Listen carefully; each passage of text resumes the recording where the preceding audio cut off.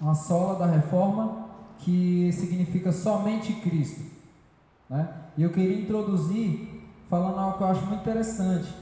No Antigo Testamento, em diversas passagens, fala que nós temos que guardar o sábado. É ou não é? Todo mundo já ouviu. E algumas congregações, elas levam aquilo a sério e guardam o sábado. Porém, o sábado, no entendimento de graça, o sábado não é um dia da semana. Não é o sábado que vem depois da sexta-feira. É o sábado, um dia do Senhor, né?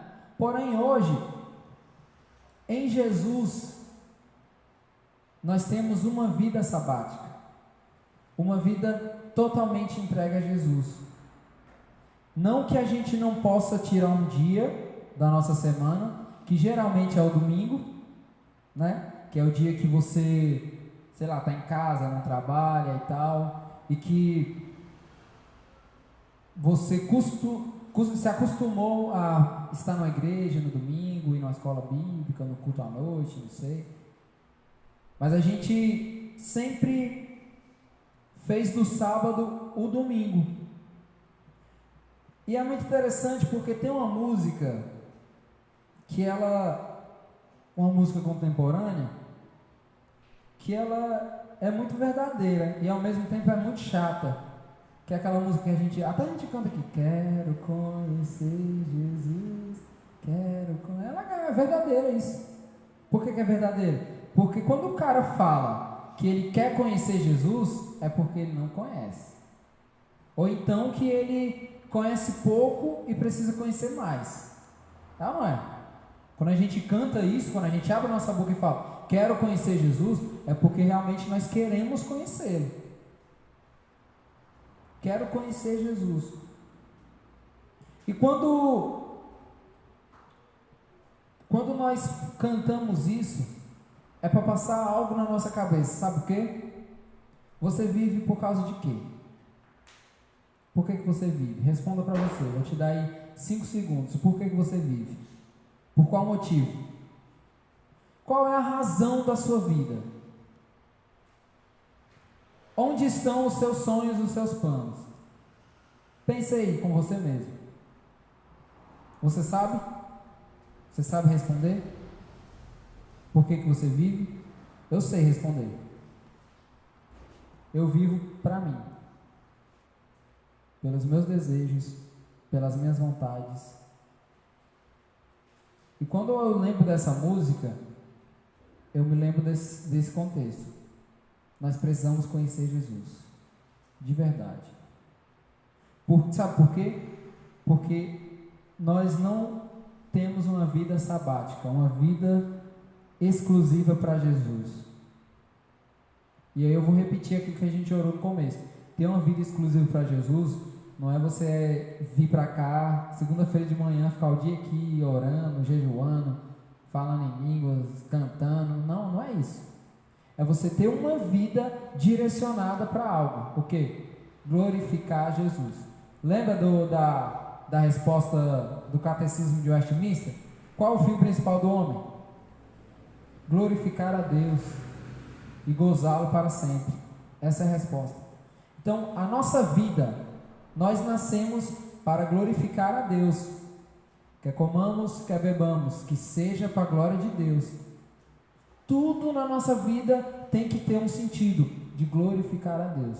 Então, quando eu olho e observo que se eu não consigo tirar um dia da minha semana para ser o dia do Senhor, irmão, se a gente não consegue fazer isso um dia, como é que a gente vai ter uma vida de elogio e uma vida para glorificar a Deus? A gente não vai conseguir. A gente não vai ter. E se nós afirmamos que nós amamos Jesus, talvez você ainda não compreendeu o peso que isso tem, de você falar que ama Jesus. Eu me lembro de João 15, lá pelos versículos 14, mais ou menos. Jesus fala: amem uns aos outros, como eu vos amei. Todo mundo já ouviu esse versículo. Clichê até ficou, né? Clichêzão, tem que amar os outros como Jesus amou. Mas você consegue entender a seriedade desse versículo? O que Jesus está dizendo aí? Alguém sabe dizer? O que Jesus está querendo dizer aí? Como foi que Jesus nos amou? Morrendo por nós. Então vamos contextualizar o versículo. Morram uns pelos outros, assim como eu morri por vocês. É isso que Jesus está dizendo. É isso que Jesus está dizendo. Porque a gente romantizou tanto o Evangelho, tanto o amor, tudo é amor, tal. Estamos flutuando de tanto amor. Mas é um amor que só está nas nossas palavras, mas que não está nas nossas atitudes. Não está. Então é muito mais forte você entender o que o versículo quer dizer. Morram uns pelos outros, assim como eu morri por vocês. É isso que Jesus quer de nós. Dá para resumir toda a vida cristã nisso. O que é ser um cristão? Morrer uns pelos outros. Como é que eu posso morrer pelo Caio? Primeiro eu tenho que morrer para mim. Se eu não conseguir morrer para mim, eu não vou conseguir morrer pelo Caio, que é meu irmão. De caminhada. E o sentido real de igreja é esse. Talvez nós vamos precisar ficar a vida toda falando o que é ser igreja. O que é ser igreja. Ser igreja é colocar na prática, né, Rafa? O tamo junto. Colocar na prática. Se tá junto, tá junto. Se não tá, não tá. Se vai dar certo, vai dar certo. Se não vai, não fale que vai dar certo. Então, essa é o resumo, talvez, do comissionamento de Jesus para a nossa vida. Morram uns pelos outros. Porque foi assim que eu demonstrei o meu amor, morrendo por vocês. Morram uns pelos outros.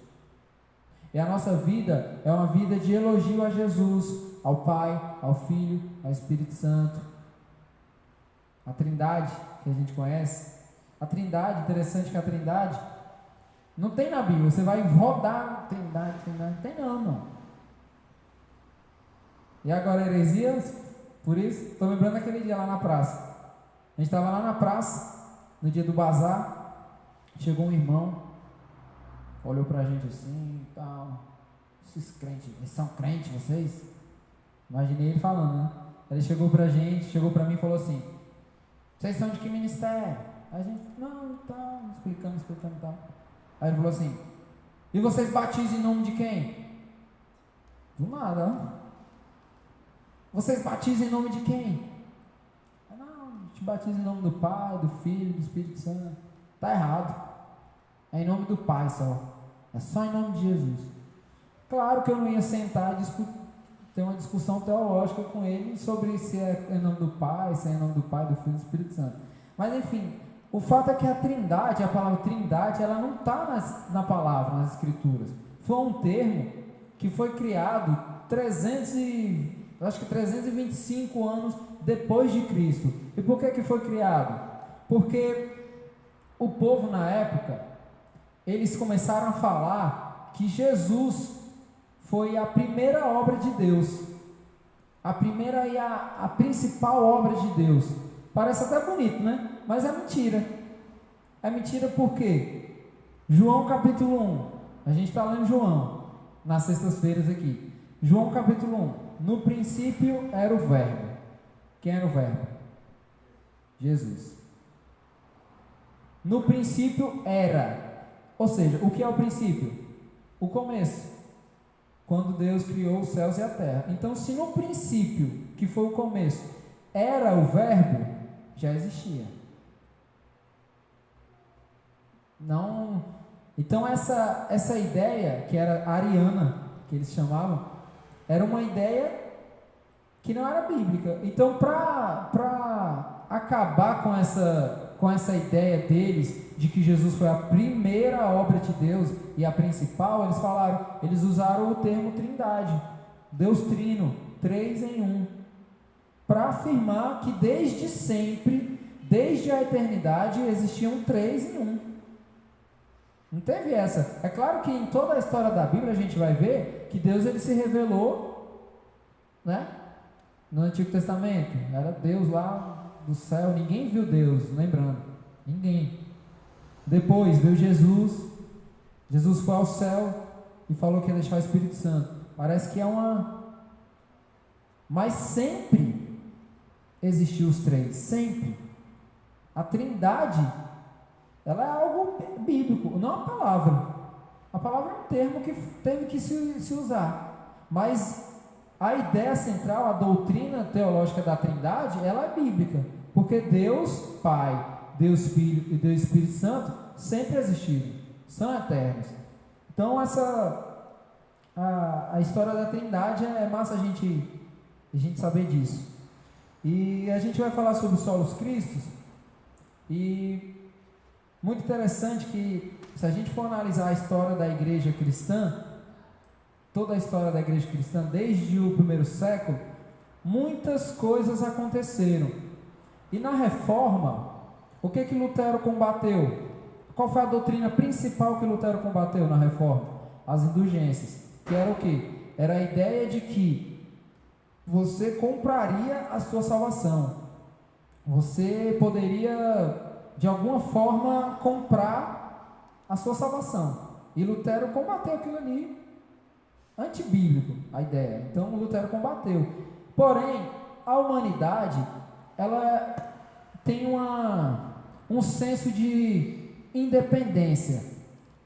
É muito difícil para nós, seres humanos, aceitar que alguém fez tudo por nós, entendeu? Tipo assim, não, peraí. Que isso, mano? Não tem quando a gente sai com alguém e tal, e a gente quer dar uma de machão e tal. Não, deixa que eu pago aqui. Não, mano, que isso, mano?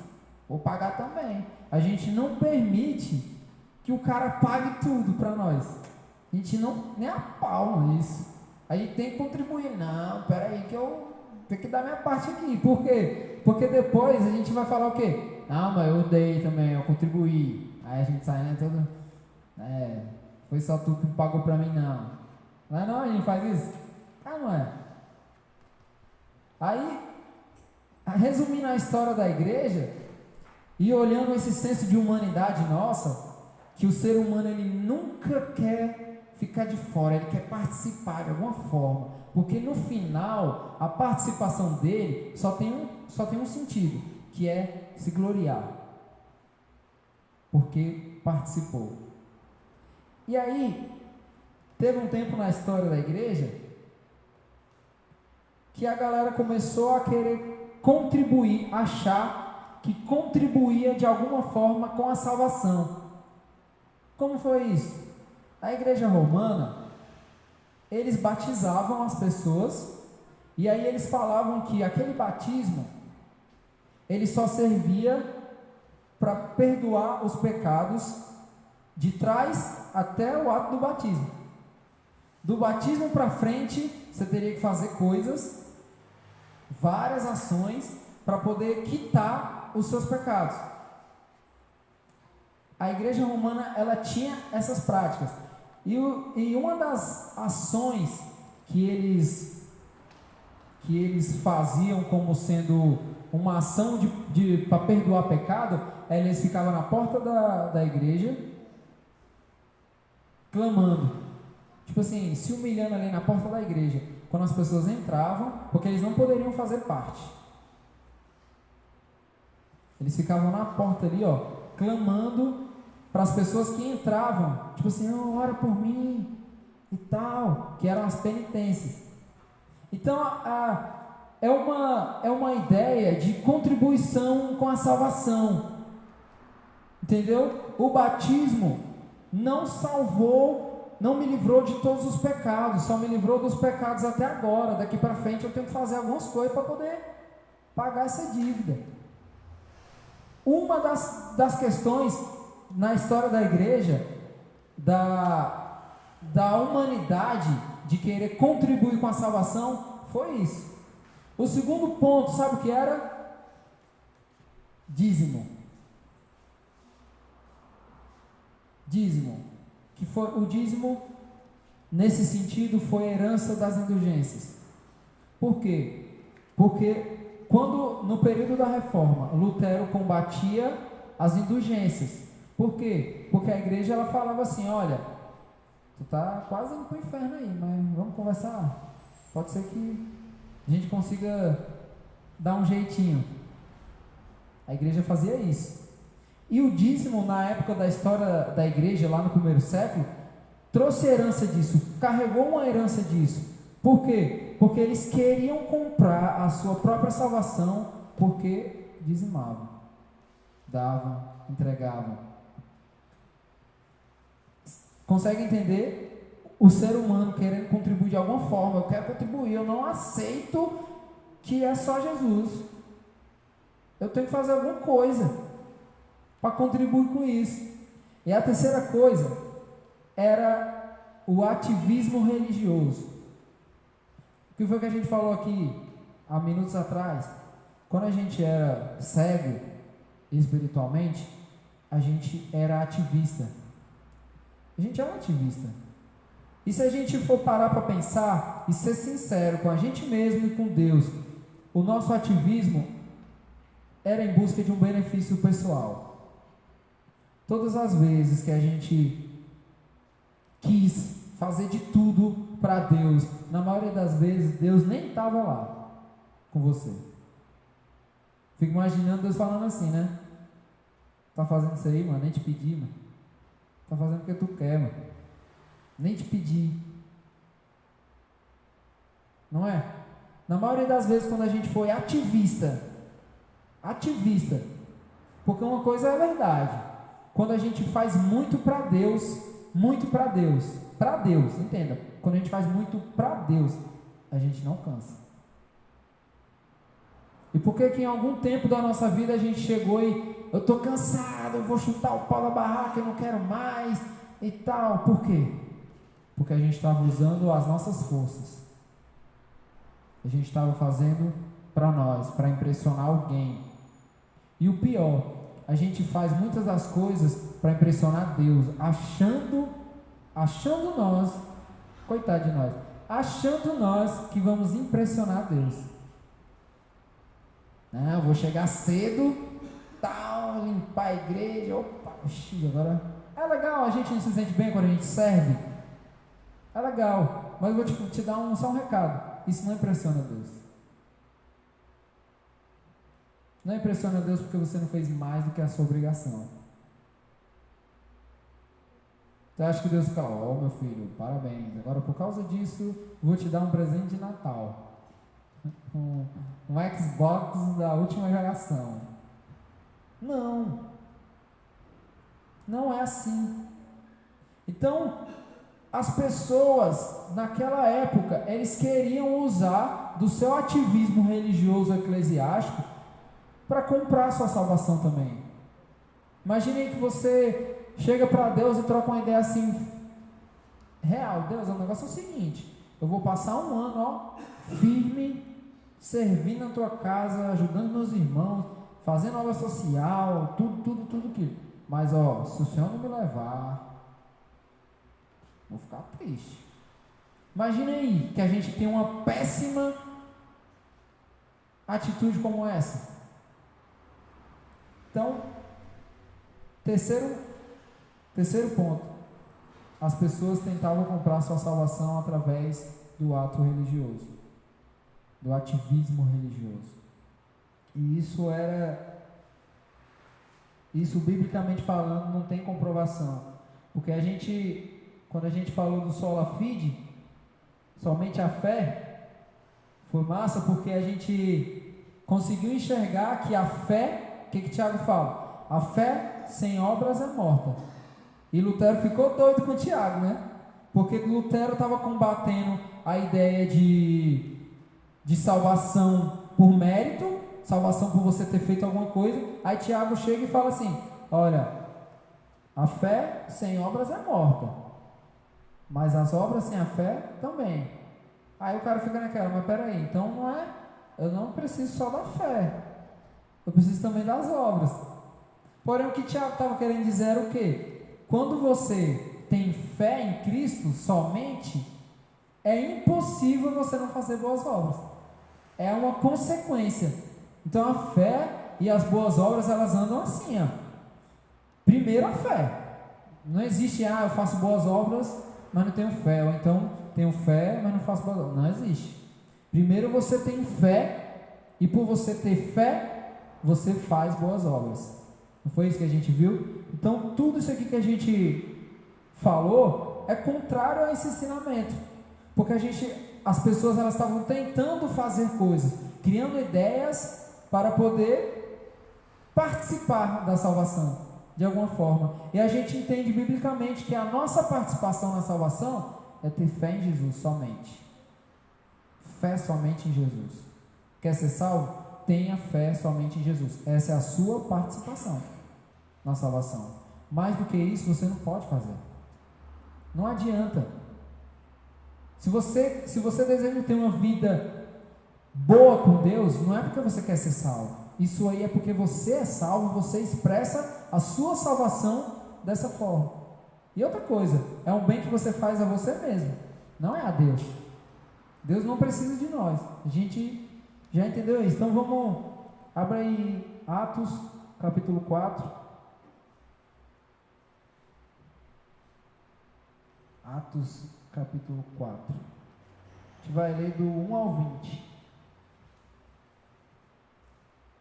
Quem não tiver Bíblia, escuta ou lê aí com alguém do lado. Depois a gente vai comprar umas Bíblias, aquelas baratinhas, colocar aqui de lado. 4 do 1 ao 20. Vamos lá. Pedro e João ainda estavam falando ao povo quando chegaram alguns sacerdotes, o chefe da guarda do templo e alguns saduceus. Eles ficaram muito aborrecidos porque os dois apóstolos estavam ensinando ao povo que Jesus havia ressuscitado e que isso provava que os mortos vão ressuscitar.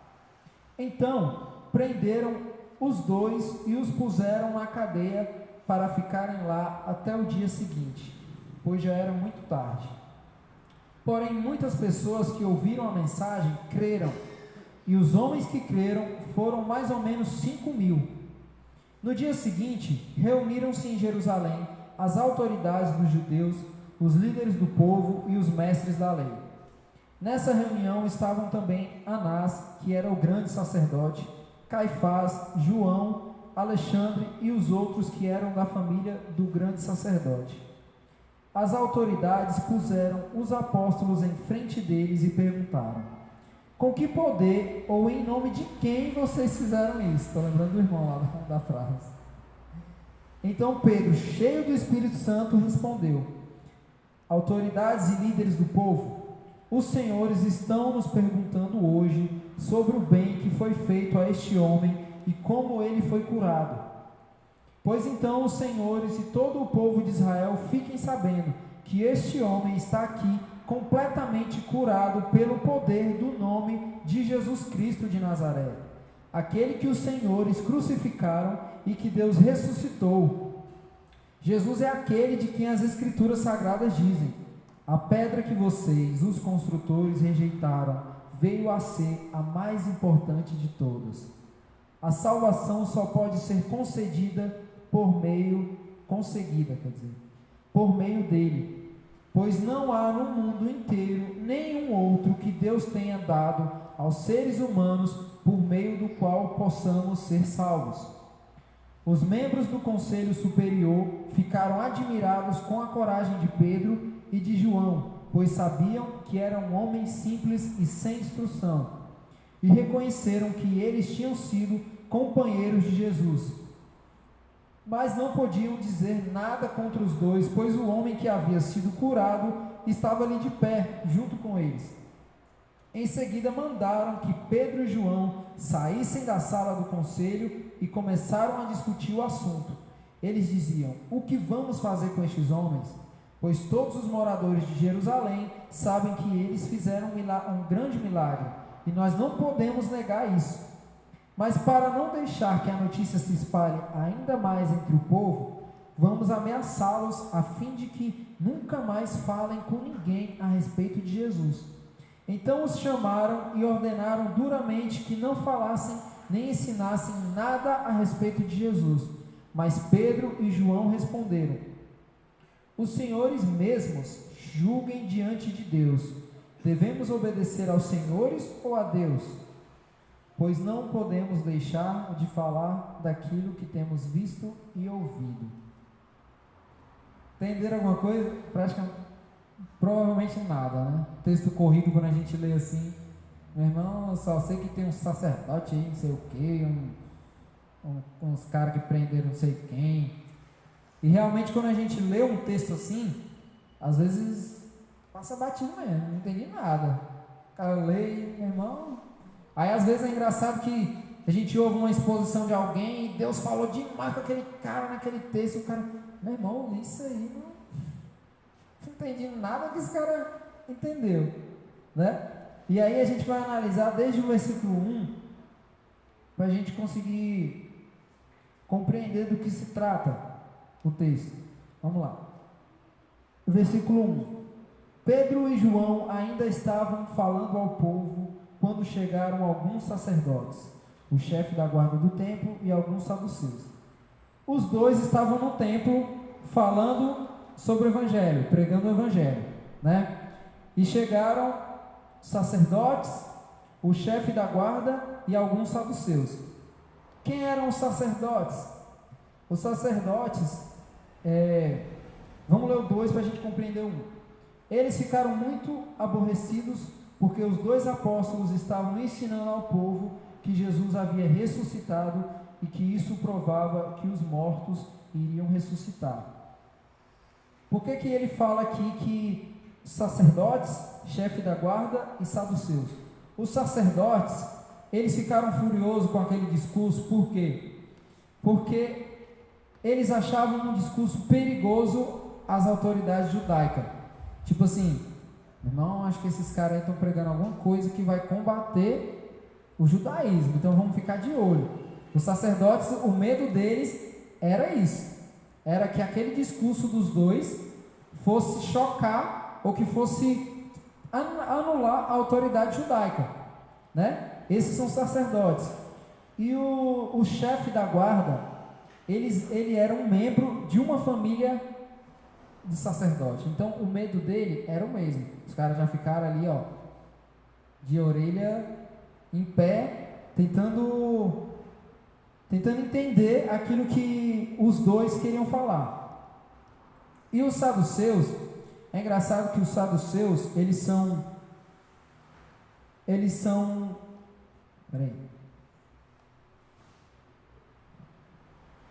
os saduceus, eles eram, imagina aí um cenário político. O cenário político é o quê? Direita e esquerda, né? Os saduceus eram a galera de um lado e os fariseus eram a galera do outro lado. Embora todos eram judeus, mas uns eram de um lado e outros eram do outro. E para os saduceus, eles não acreditavam que depois que o cara morresse, ele poderia ressuscitar. Não acreditavam. Então por isso que o versículo fala, Pedro e João ainda estavam falando, quando chegaram os sacerdotes, que acharam perigoso o discurso, o chefe do templo, que também achou perigoso o discurso, e o saduceu, que não acreditava que alguém poderia ressuscitar depois de morto. E por isso que o 2 fala, eles ficaram muito aborrecidos, porque os dois apóstolos estavam ensinando ao povo que Jesus havia ressuscitado e que isso provava que os mortos iriam ressuscitar. Agora tu entende por que a galera ficou aborrecida? Por causa disso. Versículo 3. Então prenderam os dois e os puseram na cadeia, para ficarem lá até o dia seguinte, pois já era muito tarde. É uma questão da gente entender o contexto, ó. Pois já era muito tarde. O que tem a ver? Levaram eles presos porque já era muito tarde? Entenda, onde é que eles estavam? No templo. E o templo, ali por estar muito tarde, o templo já estava fechado. Então eles falaram o quê? Não, vamos pegar esses caras, vamos prender, amanhã a gente resolve. O que a gente faz com eles? Por isso que o versículo fala: então prenderam os dois e os puseram na cadeia para ficarem lá até o dia seguinte, pois já era muito tarde. Porém, muitas pessoas que ouviram a mensagem creram, e os homens que creram foram mais ou menos 5.000. Vocês lembram do dia de Pentecoste? 2 capítulos antes, 3.000 pessoas, 3.000 homens creram. Em 2 capítulos aumentou 2.000. Claro que não, 2 capítulos vai saber quanto tempo era. Mas do dia de Pentecostes, onde 3.000 creram, nessa ocasião aqui, até essa ocasião, 5.000 já tinham acreditado. No dia seguinte, reuniram-se em Jerusalém as autoridades dos judeus, os líderes do povo e os mestres da lei. Nessa reunião estavam também Anás, que era o grande sacerdote, Caifás, João, Alexandre e os outros que eram da família do grande sacerdote. Imagina aí, grandes autoridades se reuniram. Imagina aí, aqui, só gente importante aqui, da sociedade. E 2 pescadorzinhos ali, todos eles para, açoitar os caras. Aí o 7. As autoridades, todos esses que estavam lá, puseram os apóstolos em frente deles e perguntaram: com que poder ou em nome de quem vocês fizeram isso? Então Pedro, cheio do Espírito Santo, respondeu: autoridades e líderes do povo, os senhores estão nos perguntando hoje sobre o bem que foi feito a este homem e como ele foi curado. Quem era esse homem? Esse relato está lá no um capítulo antes, se não me engano, ou no capítulo 3, é um relato dos 2 apóstolos saindo do templo, ali na Porta Formosa, e tinha um coxo. Todo mundo já viu essa história. E o coxo clamou ali, ele ficava ali pedindo esmola e tal. E aí o que foi que os apóstolos falaram? Olha, dinheiro eu não tenho não, mas o que eu tenho, isso eu te dou. Levanta e anda. Agora imagina aí, o cara passou a vida toda dele ali, pedindo moeda. E a galera dava moeda. Mas do nada, chegou o cara e falou assim: olha, eu não tenho moeda, que é aquilo que você recebeu a sua vida toda, eu não tenho. Mas o que eu tenho, eu te dou. O que é isso? Autoridade. Autoridade. O que eu tenho, eu te dou. Levanta e anda. Simples. E aí você observa que o texto aqui, tem 2 pescadores, pessoas que não são mega inteligentes, que talvez nem saibam se comportar na frente de grandes autoridades. E aí o que o texto fala? Então Pedro, cheio do Espírito Santo, com autoridade, respondeu: autoridades e líderes do povo, os senhores estão nos perguntando hoje sobre o bem que foi feito a este homem, ao coxo, que foi feito a esse homem, que foi curado. Pois então os senhores e todo o povo de Israel fiquem sabendo que este homem está aqui completamente curado pelo poder do nome de Jesus Cristo de Nazaré. Aquele Jesus, o Jesus que curou aquele homem, é o mesmo, aquele que vocês, autoridades, o crucificaram e que Deus ressuscitou. Autoridade de se comportar na frente de autoridades, de grandes autoridades. Mas o Espírito Santo que está em nós nos capacita de uma maneira que nós temos autoridade. E esse aqui foi relatado.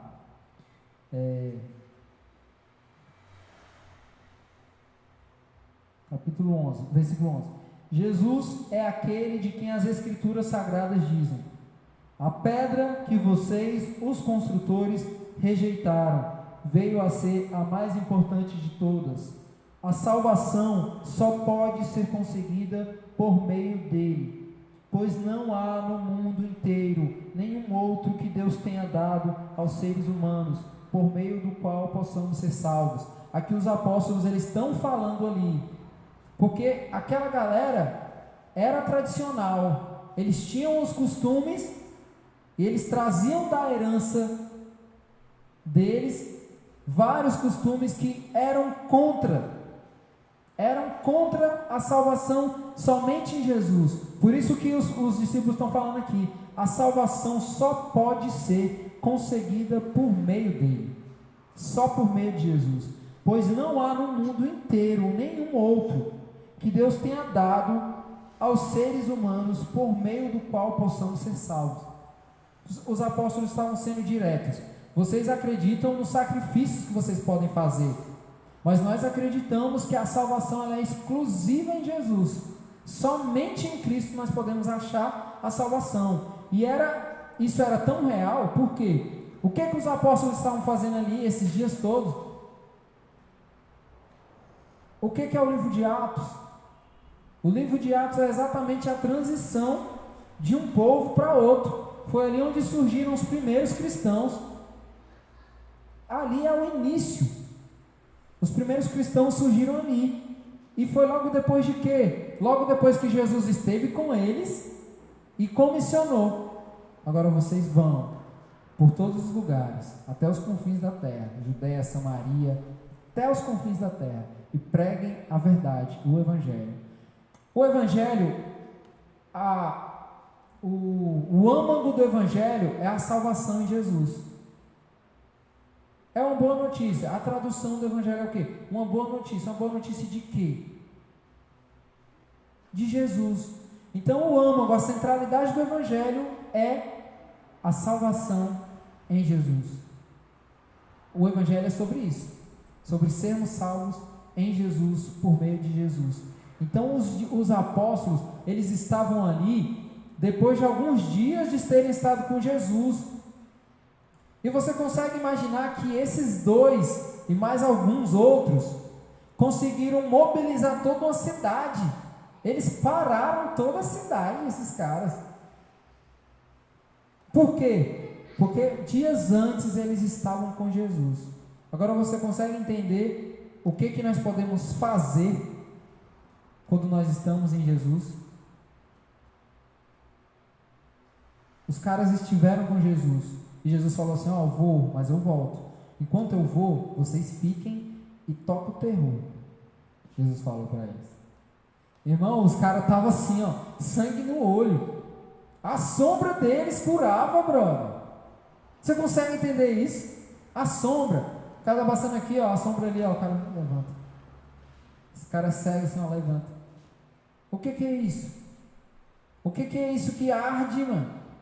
No coração desses caras, que eles conseguem ser assim. Por que nós não somos assim? Você consegue entender por quê? Por que os caras, a sombra deles, curavam, e às vezes chega um cara endemoniado, a gente ora e não sai, demônio. Por que é? Por que é? A gente acha que para sermos verdadeiros cristãos genuínos, precisamos ser grandes teólogos. Eu admiro os grandes teólogos, admiro demais. Mas aqui, a gente está relatando a vida de dois homens que eram pescadores, em meio a uma sociedade onde quem era, quem não era mesmo. Imagina aí que uns pescadores na época, os caras não era mesmo. Ninguém dava nada por eles, embora eles faziam com que a economia girasse. Eles eram responsáveis, mas não tinha respaldo. E por que eles fizeram tudo isso? Autoridade. Os caras estiveram com Jesus e tiveram autoridade, se sentiram impactados por aquilo que Jesus falou para eles. Foi 40 dias, irmão. 40 dias Jesus com eles. Quantos anos a gente tem de caminhada cristã? Quantos anos?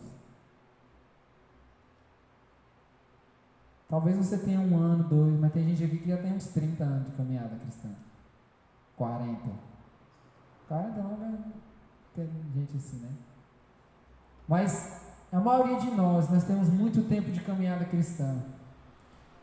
e a gente não consegue fazer nem o mínimo que esses caras fizeram.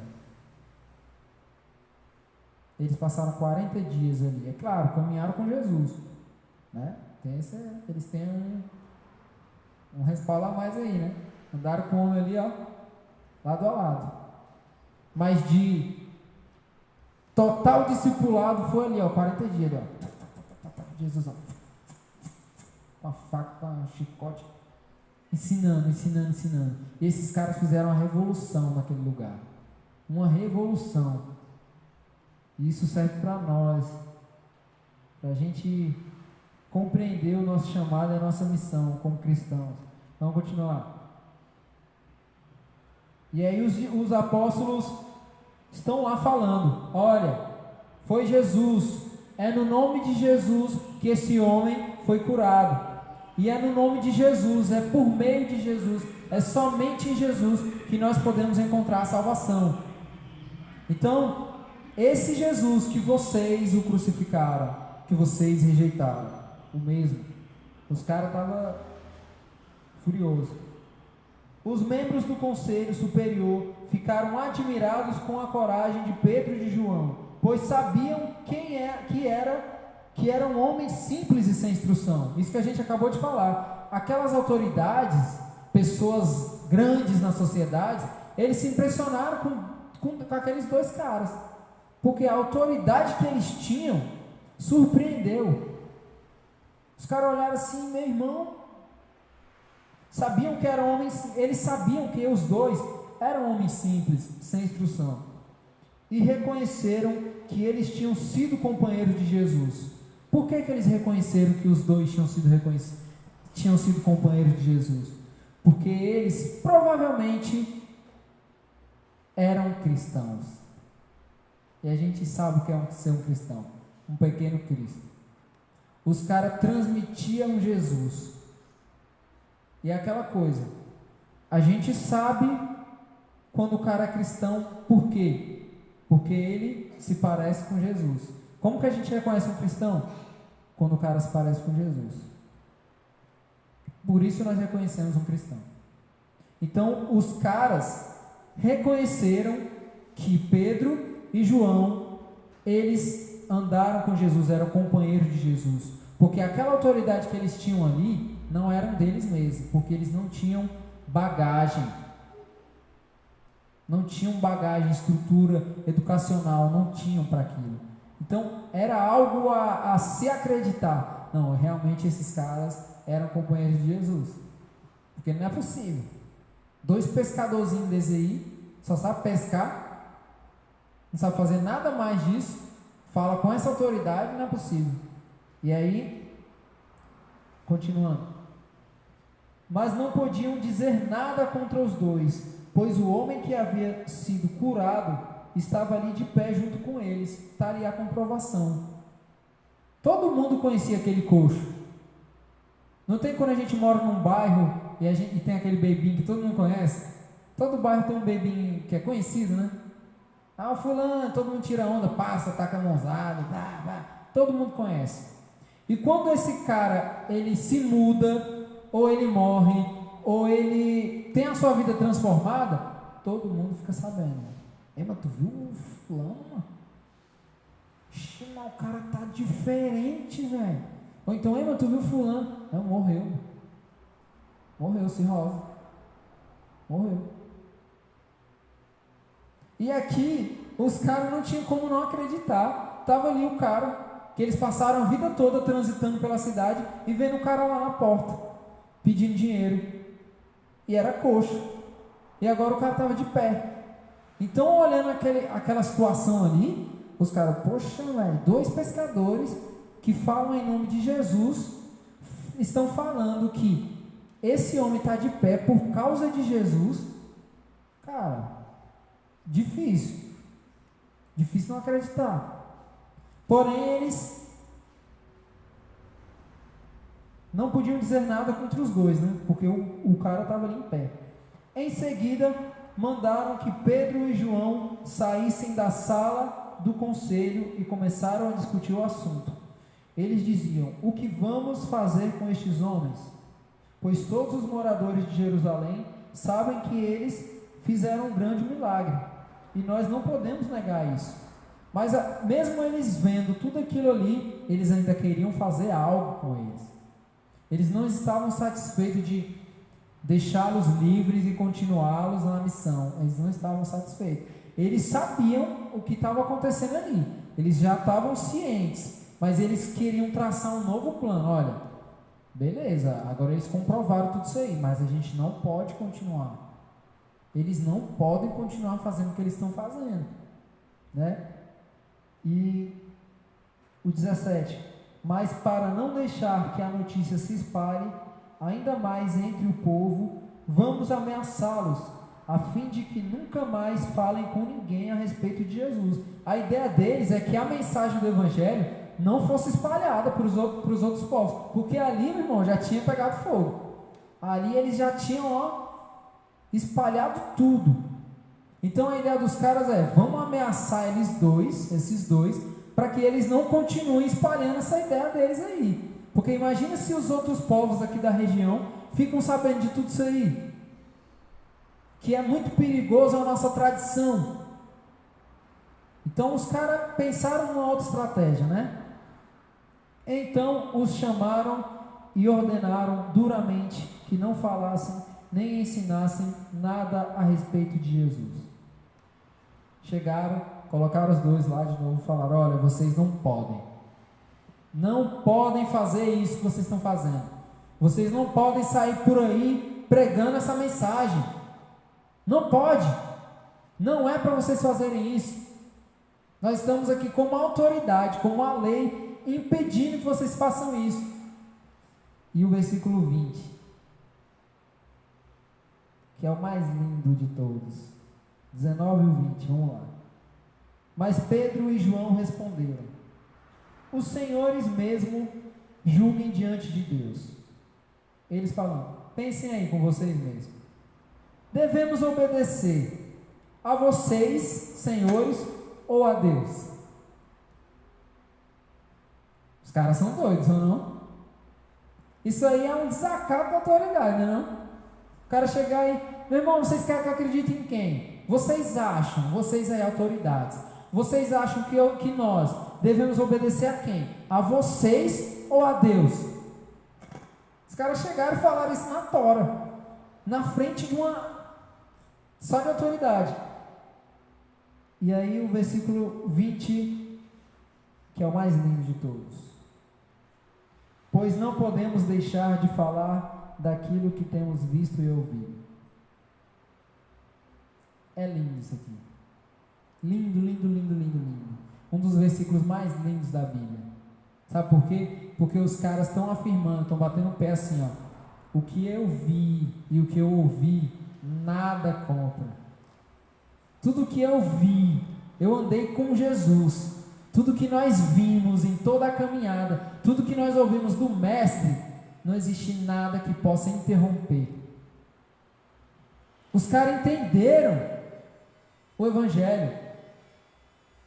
Os caras entenderam aquilo que Jesus falou, o direcionamento de Jesus para a vida da igreja. Eles entenderam. Isso aqui é para nós. Não podemos deixar de falar daquilo que nós vimos e ouvimos. Não podemos. Até hoje nós vemos sinais. Até hoje nós ouvimos aquilo que o Evangelho em Jesus foi transmitido. E se isso não encarnar em nós, se isso não for encarnado em nós, vai chegar as autoridades, vão falar: parem, e nós vamos parar. Nós vamos parar. Primeiro, porque nós não conhecemos Jesus. Lembra da música? Quero conhecer Jesus. Primeiro, porque nós não conhecemos Jesus. Segundo, porque nós não o amamos. Terceiro, porque o Evangelho não faz nenhum sentido para a nossa vida. Porque se faz sentido, aqui é a comprovação do que o Evangelho é capaz de fazer na vida do ser humano. Aqui é a comprovação. Aqui é a comprovação. Sabe de que maneira nós vemos e ouvimos hoje? Você conhece os países onde a igreja é perseguida? Todo mundo aqui já ouviu falar, conhece, Rafa? Já ouviu falar que existem países lá no Oriente que não se pode ser cristão? Os caras matam. Os caras chegam e falam assim: irmão, negue a fé. Se você não nega, você morre. Nós temos visto e ouvido sobre isso. E sabe o que esses caras fazem? Eles falam igual Paulo: me mate, que eu quero estar com o meu Jesus lá na glória. Porque para mim é muito melhor estar com Cristo do que estar aqui. Esse é um problema do cristão, tem medo da morte. Vive num mundo trash, okay? Vamos ser sinceros, ou um mundinho desgraçado, e tem medo da morte. Porque o cara que tem medo da morte, ele está dizendo, sabe o quê? Que ele tem medo de estar com Jesus. Porque quando um cristão morre, ele vai para onde? Para Jesus, automaticamente. E o mais massa, né, quando a gente estava no discipulado falando sobre isso, o mais massa é que quando o cristão morre e ele vai viver totalmente com Jesus, não tem mais pensamento sobre conta, não tem mais pensamento sobre a matrícula do filho, não tem mais nada. Aqui, nós dizemos que estamos com Jesus, mas a nossa cabeça está dividida. Poxa, velho, o que eu vou almoçar hoje, quando sair daqui? Está dividida. Nós estamos e não estamos com Jesus. Mas quando a gente morrer, nós vamos estar com Jesus. Ele não vai ter mais nada para você pensar. Não vai ter mais nada para você se preocupar. Você vai estar ali de frente para o Verbo. Só você e Ele. Desfrutando. Desfrutando. Somente. Somente. Por isso que o Evangelho é um chamado para a morte. Porque é um chamado de modo contextualizado. É um chamado para você morrer e estar com Jesus. Você morre para suas vontades, por quê? Porque quando você morre para você mesmo, você está com Jesus. Morre para você e esteja com Jesus. O Evangelho é um chamado para a morte. Ah, mas isso é muito agressivo, velho. Que isso, Jesus quer que eu morra? Quer que morra. Porque quando nós morremos para nós mesmos, nós nos encontramos com o sentido da vida, que é Jesus. E ali nós estamos com Jesus. E esses caras entenderam isso. Tu acha que eles estavam pensando o que poderia acontecer depois daquilo que eles falaram? Estavam não, irmão. Quem se preocupa com a vida é porque não entendeu o que é a vida. Quem se preocupa com a vida não entendeu o sentido dela. Os caras poderiam pensar assim: irmão, tô doido para falar uma coisa para esses caras, mas não vou falar não, porque eles vão me matar se eu falar. Tu acha mesmo que eles se preocuparam com isso? Não. Chegaram na lata. Brother, vocês acham que para vocês aí, vocês acham que a gente deve obedecer quem? Vocês ou a Deus? É óbvio que os caras sabiam da resposta. É óbvio. Os caras sempre pensavam assim: é óbvio que eles vão obedecer a Deus. É óbvio. E aí depois eles falam: é isso. Nós não vamos deixar. Nós não podemos deixar de falar daquilo que nós vimos e ouvimos. Não podemos deixar. Não podemos é não poder mesmo. Do grego, não poder. Vamos ser espiritual, né? No grego quer dizer não poder. Não podemos deixar de falar daquilo que vimos e ouvimos, aquilo que nós aprendemos do Evangelho. Entenda algo: o Evangelho é sobre Jesus. O Evangelho é sobre a salvação que nós só podemos encontrar em Jesus. E quando nós perdemos esse sentido, nós somos facilmente enganados pelas ideologias ideologias humanas. Hoje em dia existem várias teorias. Todos os caminhos levam a Deus. Não levam. Ame as pessoas, façam boas obras que você será salvo. Não é. Se você não tem fé exclusiva em Jesus, se você não crê que esse Jesus, que foi enviado por Deus para a cruz e que morreu e que também ressuscitou, se você crê que ele só morreu, mas você não crê que ele ressuscitou, você não tem fé em Jesus. Você acredita num Jesus incompleto. E o Jesus, ele é completo. Então o Evangelho é sobre Jesus. Vida, o que foi que Jesus falou? Eu sou o caminho. Andem nesse caminho. Porque quando vocês andam nesse caminho, vocês encontram a verdade, que também sou eu. O verbo, o logos, a razão, a lógica. E quando vocês estão nesse caminho da verdade, vocês encontram a vida. Eu sou o caminho, eu sou a verdade, eu sou a vida. Não é possível chegar à vida sem ir pelo caminho da verdade. Não é possível. Por isso que não são todos os caminhos que levam a Deus. Não são. Somente o caminho da verdade, do Evangelho, da fé somente em Jesus. Se você crê somente em Jesus, você crê que Jesus, ele se sacrificou por você em uma única vez. O escritor de Hebreus fala isso. Uma só vez Jesus morreu. O sacrifício dele foi único e perfeito. Só temos salvação em Jesus. Só em Jesus. E aquilo que nós damos como resposta a isso é a vida cristã. Aí já é uma outra coisa. Negue-se a si mesmo. Lembra que Jesus falou? Aquele que quiser me seguir, negue-se a si mesmo. É um chamado para a vida cristã. Você quer ser um cristão? Negue-se a si mesmo. Morra para você mesmo, para você se encontrar com a vida, que é Jesus. A vida é Jesus. Nós só podemos encontrar a vida em Jesus. Somente Cristo. Somente em Cristo nós encontramos. Esse é o sentido da nossa vida. Amém? Baixe sua cabeça. Vamos orar?